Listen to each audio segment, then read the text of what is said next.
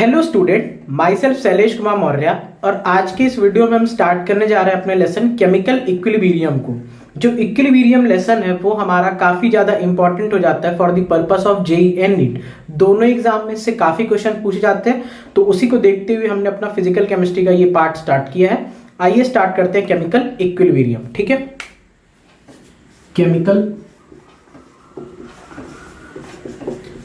Equilibrium. अब देखो, इस लेसन को स्टार्ट करने से पहले सबसे पहले हमारे लिए समझना जरूरी है कि इक्विलिब्रियम क्या होता है। What is the meaning of equilibrium. देखो, एक पहले बहुत छोटे से एग्जांपल से शुरू करते हैं, फिर अपने हम टेक्निकल टर्म्स में वापस आ जाएंगे। जैसे मान लो तुम्हारे पास एक बकेट है, ठीक है, उस बकेट के अंदर पानी आ रहा है, आपने नल खोला, उसके अंदर पानी गिर रहा है। आपने क्या किया, बकेट के नीचे एक छेद कर दिया। तो मान लो जितने स्पीड से पानी नल से गिर रहा है उतने स्पीड से अगर उस छेद से भी पानी गिरने लग जाए तो आपको बकेट के अंदर जो वाटर का लेवल है वो हमेशा क्या दिखेगा, कांस्टेंट दिखेगा। तो उसमें हम क्या कहेंगे कि वाटर, हमारा जो वाटर का लेवल है वो आ चुका है इक्विलिब्रियम में। इक्विलिब्रियम शब्द का हम प्रयोग ही तब करते हैं जब चीजों मतलब बैलेंस हो जाती हैं। एक तरह से बैलेंसिंग को ही हम क्या कहते हैं, इक्विलिब्रियम कहते हैं। इन जनरल हम जब फोर्स बैलेंस की बात करते हैं फिजिक्स में या और चीजों की बात, तो यहाँ पे हम बात जो करते हैं केमिस्ट्री में, जब हम इक्विलिब्रियम की बात करते हैं तो उससे हमारा पूरा का पूरा मीनिंग होता है केवल और केवल रेट से मतलब होता है। ठीक है, रेट से, यानी अगर दो रिएक्शंस की रेट आपस में सेम हो जाती है, अभी हम देखेंगे वो कैसी रिएक्शंस होती है, तो उसको पर्टिकुलरली हम इक्विलिब्रियम की कैटेगरी में रखते हैं। ठीक है, तो ध्यान रखना रेट से मतलब है, उसको भी हम देखेंगे भी। ठीक है, देखो इस लेसन को स्टार्ट करने से पहले हमको दो तरह की रिएक्शन को समझना काफी जरूरी हो जाता है। फर्स्ट कैटेगरी आती है हमारे पास इररिवर्सिबल रिएक्शंस की। ठीक है, इररिवर्सिबल रिएक्शंस की कैटेगरी आती है। ठीक है, और जो सेकंड कैटेगरी आती है वो आती है हमारी रिवर्सिबल रिएक्शंस की। इसकी आती है रिवर्सिबल रिएक्शंस की। ठीक है, एक एक करके दोनों ही कैटेगरी को हम समझते हैं। ठीक है, तो हेडिंग लगा लो, पहला इररिवर्सिबल रिएक्शन, दूसरा रिवर्सिबल रिएक्शन। उसमें भी सबसे पहले हम क्या पढ़ेंगे, सबसे पहले हम पढ़ेंगे इररिवर्सिबल रिएक्शंस को। ठीक है, देखो अभी तक जो भी आप अभी तक जितनी भी आपने रिएक्शंस पढ़ी हैं वो सब की सब क्या थी, irreversible reaction. Till thermodynamics, gaseous state, आपने जहां तक भी पढ़ाई किया है 11th में, आपने देखा जो भी रिएक्शंस आपने पढ़ी हैं वो किस कैटेगरी के अंदर फॉलो अप करती हैं, इररिवर्सिबल रिएक्शंस के अंदर। देखो जैसे एक मैं नॉर्मल से एग्जांपल लिख दूं आपके सामने, जैसे मैं एक छोटा सा एग्जांपल लिखता हूं, C+O2 दैट गिव्स CO2। मान लो एक छोटा सा एग्जांपल लिख दिया यहाँ पे। इस रिएक्शन को हमने पता नहीं कितने बार लिखा होगा, 10th में भी पढ़ते हैं। आप इसमें क्या देख रहे हो, इसमें होता ये है, इररिवर्सिबल रिएक्शन की खासियत ये होती है कि इसमें केवल एक स्पीसीज दूसरे स्पीसीज में कन्वर्ट होती है, लेकिन दूसरी स्पीसीज पहले वाले स्पीसीज के अंदर कन्वर्ट नहीं हो सकती। यानी इररिवर्सिबल रिएक्शंस ऐसी रिएक्शंस होती हैं जिसमें इस तरफ लिखी गई चीज जिसको हम रिएक्टेंट कहते हैं वो तो कन्वर्ट हो जाती है किसके अंदर, प्रोडक्ट के अंदर, लेकिन कभी भी आप ये नहीं देखते हो कि ये प्रोडक्ट कन्वर्ट हो रहा होता है रिएक्टेंट के अंदर।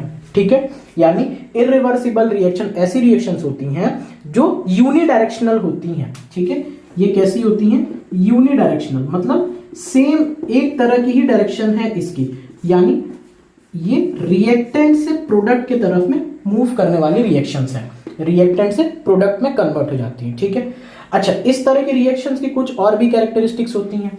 जैसे अगर हम एक और पॉइंट लिखें कि इस तरह की रिएक्शंस हो गई यूनिडायरेक्शनल, रिप्रेजेंट कैसे करते हैं इस रिएक्शंस को, बताओ इसकी रिप्रेजेंटेशन कैसे होती है। इसकी रिप्रेजेंटेशन हम कुछ इस तरह के एरो के साथ में करते हैं। ठीक है, ये भी पता है हमको, और ये भी पता है कि इस एरो के जो इस तरफ लेफ्ट हैंड साइड में चीजें लिखी जाएंगी उसको रिएक्टेंट बोल देते हैं, और जो राइट हैंड साइड में लिखी जाएगी उसको क्या बोल देते हैं, प्रोडक्ट बोल देते हैं। तो ये तो दो तीन बहुत बेसिक सी चीजें हो गई कि इररिवर्सिबल रिएक्शंस कैसी रिएक्शंस हो गई, ऐसी रिएक्शंस जो है यूनिडायरेक्शनल नेचर की रिएक्शंस है। ठीक, दूसरा क्या पॉइंट आया कि रिप्रेजेंटेशन कैसे करते हैं, सिंगल हेडेड एरो के साथ में उसको करते हैं। ठीक, इस तरह से हम कर दे रहे हैं उसको।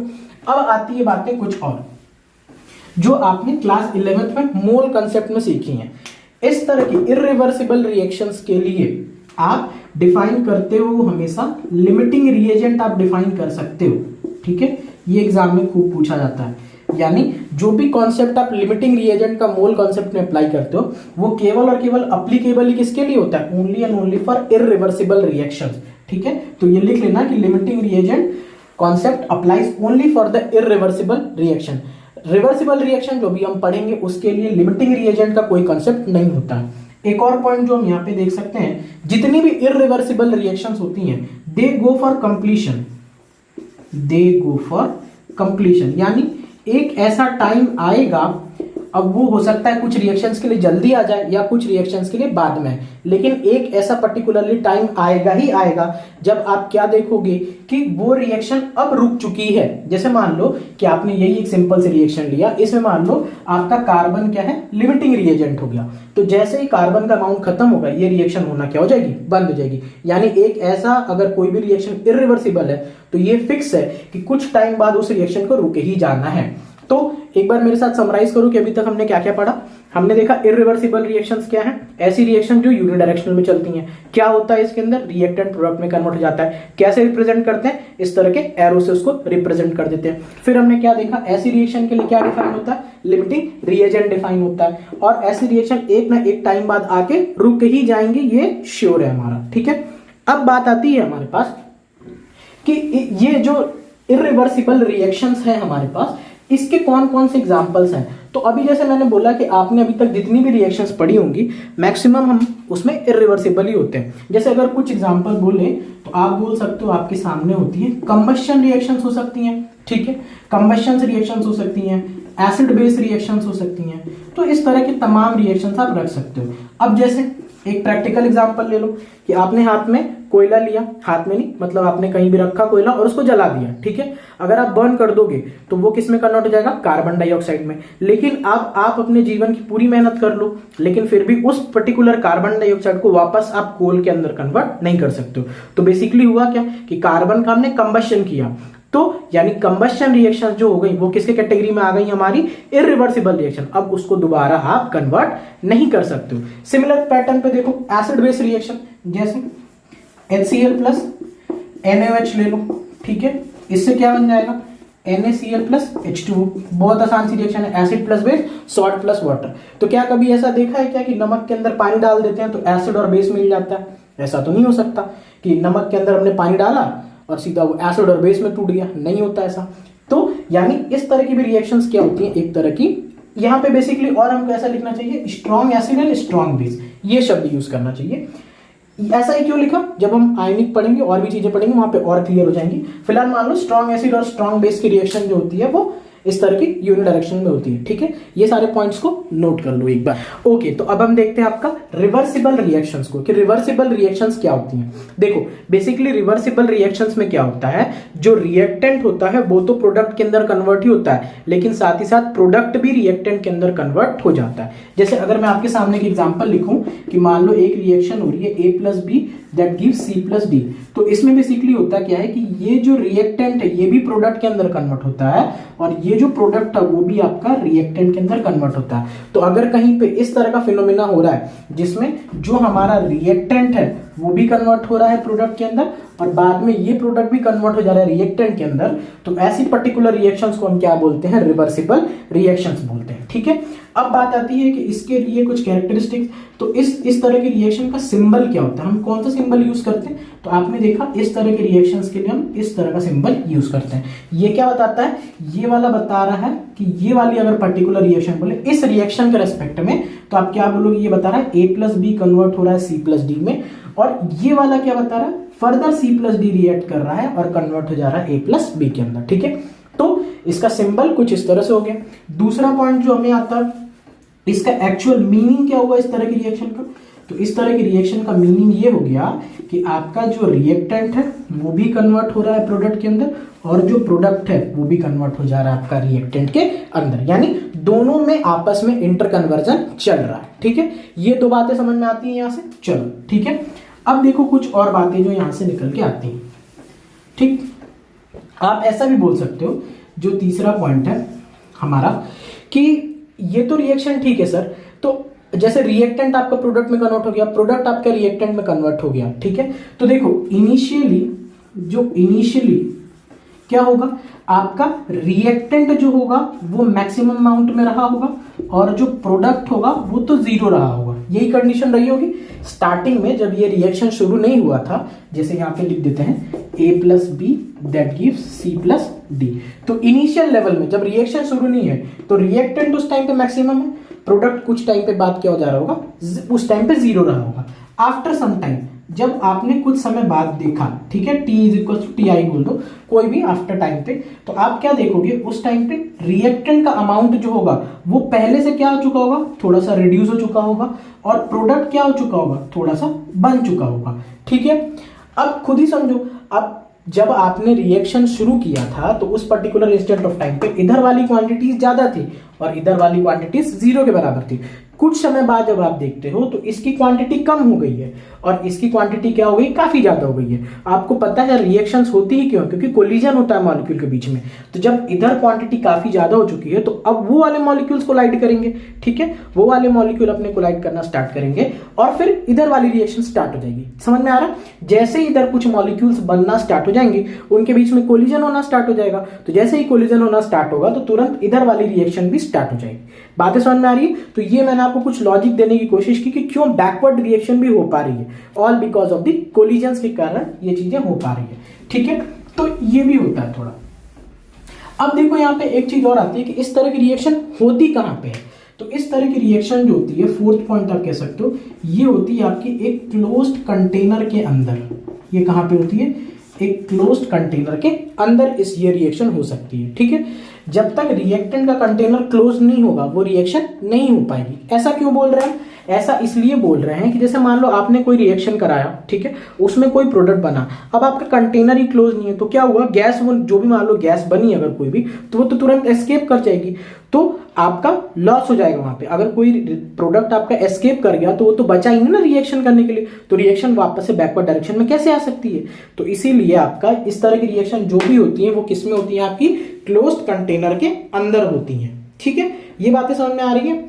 अब देखो आ जाते हैं, तो ये तो कुछ जनरल कैरेक्टरिस्टिक्स हो गई हमारी इक्विलिब्रियम को लेते हुए। ठीक है, अब आ जाते हैं इस पे जो हमने मेन पॉइंट स्टार्ट किया था रेट वाले फैक्टर के ऊपर, जो आपको स्टार्टिंग बोला था कि इक्विलिब्रियम का मतलब ही होता है रेट का सेम हो जाना। तो उससे एक बार हम समझते हैं कि क्या हम बोलना चाह रहे हैं। देखो जो पॉइंट था इनिशियली, ठीक है, जब रिएक्शन शुरू हो रहा है, ठीक है, हम एक एग्जांपल यहाँ पे लिख देते हैं, A+B that gives reversible reaction है C+D। ठीक है, अब बताओ ये है हमारी फॉरवर्ड रिएक्शन और ये है हमारी बैकवर्ड रिएक्शन। ठीक है, ये रिएक्शन जो इस तरफ प्रोसीड कर रही है इसको हम बोलते हैं फॉरवर्ड रिएक्शन, और जो रिएक्शन पीछे से इधर की तरफ आ रही है इसको हम क्या बोलते हैं, बैकवर्ड रिएक्शन। तो इनिशियली क्या होता है, रेट ऑफ फॉरवर्ड रिएक्शन क्या होती है, मैक्सिमम पे होती है अपने। ठीक है, जब रिएक्शन शुरू ही जैसे ही शुरू होगा उस पर्टिकुलर इंस्टेंट ऑफ टाइम पे फॉरवर्ड रिएक्शन मैक्सिमम पे होगी और उस टाइम रेट ऑफ बी क्या रहा होगा, 0 रहा होगा। आफ्टर सम टाइम थोड़े समय बाद आप क्या देखोगे कि rate of forward reaction decrease होने लगा होगा और रेट ऑफ बैकवर्ड रिएक्शन थोड़ा सा इंक्रीज होने लगा होगा। क्यों? क्योंकि मान लो इसका अमाउंट इधर बढ़ने लग जाएगा। ठीक है, तो जब इधर का अमाउंट ज्यादा होने लग जाएगा और इधर का अमाउंट थोड़ा सा कम होने लग जाएगा तो इनके बीच में कोलिजन स्टार्ट हो जाएगा, जिसकी वजह से बैकवर्ड रिएक्शन तेज होने लग जाएगी और फॉरवर्ड रिएक्शन, क्योंकि अब इधर मॉलिक्यूल्स ही कम है तो उसकी स्पीड क्या हो जाएगी, थोड़ी सी कम हो जाएगी। ठीक है, तो स्टार्टिंग में ये मैक्सिमम था, ये 0 था, फिर ये कम हुआ और ये ज्यादा हुआ। तो आप समझ रहे हो, एक पहले ये फॉरवर्ड मान लो, ये बैकवर्ड मान लो, तो धीरे धीरे फॉरवर्ड घटने लगा और ये बैकवर्ड बढ़ने लगा। अब जिस पॉइंट इंस्टेंट ऑफ टाइम पे ये दोनों क्वांटिटी बराबर हो जाएंगी, यानी दोनों रिएक्शन का रेट बराबर हो जाएगा, उसी पॉइंट को हम कह देंगे वहां पे इक्विलिब्रियम अचीव हो गया। यानी फिर ऐसे आफ्टर सम टाइम, फिर थोड़े समय बाद आप क्या देखोगे कि एक ऐसा पर्टिकुलर टाइम आएगा कि जब रेट ऑफ फॉरवर्ड रिएक्शन बराबर हो जाएगी रेट ऑफ बैकवर्ड रिएक्शन के, तो उस पर्टिकुलर इंस्टेंट ऑफ टाइम पे हम बोल देंगे कि इक्विलिब्रियम क्या हो चुका है, अचीव्ड हो चुका है। यानी इसी पॉइंट को हम क्या कहते हैं, इक्विलिब्रियम हमारा अचीव्ड हो चुका है। ठीक, तो यानी इक्विलिब्रियम होता क्या है, इक्विलिब्रियम वो पॉइंट होता है जिस पॉइंट के बाद रेट ऑफ फॉरवर्ड रिएक्शन और रेट ऑफ बैकवर्ड रिएक्शन दोनों ही क्या हो जाती हैं, बराबर हो जाते हैं। ठीक है, नोट कर लो एक बार इन सारे पॉइंट्स को। ठीक है, ये सारी चीजें हो गई हमारे पास। अब देखो यहां पे नेक्स्ट क्या होता है। एक दो पॉइंट और जो हमने पढ़ा था आपका कि इरिवर्सिबल रिएक्शंस के लिए हम किसको डिफाइन करते हैं, आपका लिमिटिंग रिएजेंट को डिफाइन करते हैं। लेकिन आप बताओ इसमें हो क्या रहा है, रिएक्टेंट प्रोडक्ट में भी कन्वर्ट हो रहा है, प्रोडक्ट रिएक्टेंट में भी कन्वर्ट हो रहा है। तो क्या ये तो सिलसिला हमेशा चलता ही रहेगा, क्योंकि जैसे इक्विलिब्रियम पॉइंट अटेन हो गया, अब फॉरवर्ड रिएक्शन भी उतने ही स्पीड से हो रही है जितने स्पीड से बैकवर्ड रिएक्शन हो रही है। तो क्या कभी ये रिएक्शन कंप्लीट हो पाएगी क्या? नहीं, क्योंकि कोई चीज खत्म हो रही तुरंत उतना बन भी जा रहा है, तो ये रिएक्शन तो कभी कंप्लीट ही नहीं हो पाएगी। इसका मतलब क्या है कि जितनी भी रिवर्सिबल रिएक्शन है ये they take infinite time for completion, ऐसा हम बोल सकते हैं। तो सिंपली क्या लिख दें कि they take infinite time for completion, यानी उनको कंप्लीट होने के लिए कितना टाइम लगता है, इनफाइनाइट, यानी नेवर गो फॉर कंप्लीशन, ऐसा भी हम बोल सकते हैं। इनफाइनाइट टाइम लग रहा है, यानी कभी कंप्लीट हो ही नहीं पाएंगे। और लिमिटिंग रिएजेंट तभी तक डिफाइन होता है जब कोई रिएक्शन कंप्लीट हो जाए, यानी ये रिएक्शन तो कभी कंप्लीट ही नहीं हो रही है। तो अगर कभी कंप्लीट ही नहीं हो रही है तो इसका मतलब क्या हो जाएगा कि limiting reagent is not defined, limiting reagent is not defined for these types of reaction. ठीक है, लिमिटिंग रिएजेंट इस तरह के रिएक्शन के लिए डिफाइंड ही नहीं होगा। ठीक है, तो रिवर्सिबल रिएक्शन में हमने क्या क्या पॉइंट देखे। पहला पॉइंट देखा आपका कि ये जो रिएक्शंस है इसको रिप्रेजेंट कैसे करते हैं, इस तरह के एरो से हमने रिप्रेजेंट कर दिया। दूसरा क्या समझा, इसमें रिएक्टेंट भी प्रोडक्ट में कन्वर्ट होता है, प्रोडक्ट भी रिएक्टेंट में कन्वर्ट होता है। फिर क्या देखा, initially rate of forward reaction ज्यादा होती है और rate of backward reaction zero होती है। फिर कुछ टाइम बाद क्या होता है, फॉरवर्ड रिएक्शन का रेट घटने लगता है और बैकवर्ड रिएक्शन का रेट बढ़ने लगता है। This particular state of time पे दोनों के दोनों रेट बराबर हो जाते हैं। उस पर्टिकुलर पॉइंट को हम क्या कहते हैं, इक्विलिब्रियम हमारा अचीव हो गया। ठीक, और फिर हमने क्या देख लिया कि ऐसी रिएक्शन जिसमें कोई चीज खत्म हो रही तो फिर से वापस से बन जा रही है, तो इस वजह से ये रिएक्शन तो कभी कंप्लीट हो ही नहीं सकती। और जब कभी कंप्लीट हो ही नहीं सकती तो इसमें कभी भी हम लिमिटिंग रिएजेंट को डिफाइन कर ही नहीं सकते। ठीक है, इतनी सारी बातें यहां पे आपके साथ कर दी। ठीक है, अब देख लो यहां पे कि कैरेक्टरिस्टिक्स क्या है, मतलब इस इक्विलिब्रियम की कैरेक्टरिस्टिक्स क्या क्या होती हैं। ठीक है, कुछ कैरेक्टरिस्टिक्स तो यही बोल दी, कुछ और जो बच गई हैं उसको यहां पे डिस्कस करते हैं। बहुत सारे तो आप उसी से लिख सकते हो। ठीक है, जो पहला पॉइंट जो खूब पूछा जाता है हमसे एग्जाम में वो होता है कि equilibrium is dynamic in nature. ठीक, equilibrium is dynamic in nature, यानी ऐसा नहीं होता है कि इक्विलिब्रियम अचीव हो गया तो रिएक्शन रुक गई। रिएक्शन रुकी नहीं है, दोनों तरफ से रेट बराबर है। तो हमें कोई, जैसे मान लो किसी कंटेनर में अगर इक्विलिब्रियम अचीव हो गया तो उसमें आपको कुछ चेंज ही नहीं दिखेगा। जैसे मान लो ना तो कंसंट्रेशन में चेंज दिखेगा, ना ही टेम्परेचर में चेंज दिखेगा, ना ही कलर में चेंज दिखेगा। तो देखने वाले को बाहर से दिखेगा कि यार रिएक्शन हो ही नहीं रही इसके अंदर, क्योंकि अगर रिएक्शन होती है, हम यही तो पढ़ते हैं, रिएक्शन होती है तो कुछ चेंज होता है, कॉन्सेंट्रेशन, टेम्परेचर, कलर, कुछ चेंज होता है। लेकिन कुछ तो चेंज ही नहीं हो रहा है, तो सामने वाले को लगेगा कि रिएक्शन ही रुक गई। लेकिन ऐसा बिल्कुल भी नहीं है, रिएक्शन रुकी नहीं है। इक्विलिब्रियम कैसा होता है, डायनामिक नेचर का होता है, यानी जितने स्पीड से ये वाली रिएक्शन चल रही है उतनी स्पीड से पीछे भी आ जा रहा है। तो कभी रिएक्शन रुक नहीं रही है, only it is dynamic in nature. ठीक है, अब देखो जो बातों में अभी मैंने आपको बताया वो हमारा सेकंड पॉइंट बन जाएगा। सेकंड पॉइंट क्या हो जाएगा हमारा, बताओ कि एट इक्विलिब्रियम कोई भी प्रॉपर्टी आपकी चेंज नहीं होती है। ठीक है, एट इक्विलिब्रियम, शॉर्ट में इसको इस तरह से लिख देना। ठीक है, एनी मेजरेबल क्वांटिटी, ठीक, ऐसी कोई भी क्वांटिटी जिसको आप मेजर कर सकते हो, एनी मेजरेबल क्वांटिटी, ठीक, do not changes with time, do not changes with time, यानी with the passage of time अगर आप कॉन्सेंट्रेशन में चेंज मेजर करोगे तो वो भी, जैसे कॉन्सेंट्रेशन चेक करोगे तो वो भी चेंज नहीं हो रहा होगा। इक्विलिब्रियम पॉइंट के बाद की बात कर रहा हूं। टेम्परेचर चेक करोगे वो भी चेंज नहीं होगा, पीएच चेक करोगे नहीं होगा, कलर चेक करोगे नहीं होगा। तो मतलब कोई सी भी मेजरेबल क्वांटिटी हो जिसके अंदर कॉन्सेंट्रेशन, टेम्परेचर, प्रेशर कुछ भी ले लो आप, तो वो चेंज नहीं होगी विद रिस्पेक्ट टू टाइम, वो कांस्टेंट हो जाएगी। ठीक है, ऐसा नहीं कि जीरो हो जाएगी, क्या हो जाएगी, कांस्टेंट हो जाएगी आपकी। ठीक है, तो अब देखो इसके बीच में एक दो छोटे छोटे हम ग्राफ्स हैं उसको पढ़ लेते हैं और फिर टॉपिक को हम खत्म करते हैं। यहाँ पे देखो, यहाँ पे ध्यान से, अभी हमने क्या देखा था कि इक्विलिब्रियम का मतलब होता है कि रेट ऑफ फॉरवर्ड रिएक्शन बराबर हो जाती है रेट ऑफ बैकवर्ड रिएक्शन के। ये हमारा यहाँ पे पॉइंट था। ठीक है, rate of forward reaction rate of backward reaction की क्या हो जाती है, बराबर हो जाती है। तो यानी अगर आप इसका एक ग्राफ प्लॉट करना चाहोगे, ठीक है, एक आप ग्राफ प्लॉट करना चाहोगे, ग्राफ हम किसके किसके बीच में बना रहे हैं, रेट के बीच में बना रहे हैं और टाइम के बीच में बना रहे हैं। तो आपको याद है इनिशियली जब टाइम हमारा जीरो था तो उस पर्टिकुलर स्टेट ऑफ टाइम पे रेट ऑफ फॉरवर्ड रिएक्शन जो थी वो मैक्सिमम थी और रेट ऑफ बैकवर्ड रिएक्शन उस टाइम पे क्या थी, 0 थी। ये तो हमको पता है। यानी RF का जो ग्राफ होगा वो कहीं ऊपर से स्टार्ट होगा और RB का जो ग्राफ होगा वो क्या होगा, कहीं 0 पॉइंट से स्टार्ट होना, ये तो फिक्स है। फिर हमने क्या देखा था, जब इक्विलिब्रियम अचीव हो गया था तो rate of forward reaction rate of backward reaction के बराबर हो गई थी। यानी जैसे मान लो कि with the passage of time इसका रेट घटता चला गया और इसका रेट बढ़ता चला गया, तो एक ऐसा टाइम आया जिसमें क्या हो गया, दोनों का रेट क्या हो गया, बराबर हो गया। तो इस पर्टिकुलर टाइम को हम क्या कहेंगे कि इस पर्टिकुलर टाइम पे आके हमारा क्या हो चुका है, इक्विलिब्रियम अचीव हो चुका है। तो ये ग्राफ था रेट ऑफ फॉरवर्ड रिएक्शन का, ये ग्राफ था रेट ऑफ बैकवर्ड रिएक्शन का, और यहाँ इस पर्टिकुलर पॉइंट के बाद हम क्या बोल देंगे, इक्विलिब्रियम हमारा अचीव हो चुका है। ठीक है, अब देखो इसी में कितनी तरह की ट्रिक्स खेली जाती हैं आपके साथ। क्वेश्चन एग्जाम में किस तरह से पूछे जाते हैं आपसे, रेट हो गया, टाइम हो गया। अब देखो इस तरह के ग्राफ खूब पूछे जाते हैं कि एक ग्राफ इस तरह से बना दिया, बोला क्या ये इक्विलिब्रियम को रिप्रेजेंट कर रहा है, इस तरह का ग्राफ, तो नहीं, ये इक्विलिब्रियम को रिप्रेजेंट नहीं कर रहा है, क्योंकि हमें पता है इक्विलिब्रियम ऐसा पॉइंट होता है जहां पे ये दोनों बराबर होना चाहिए।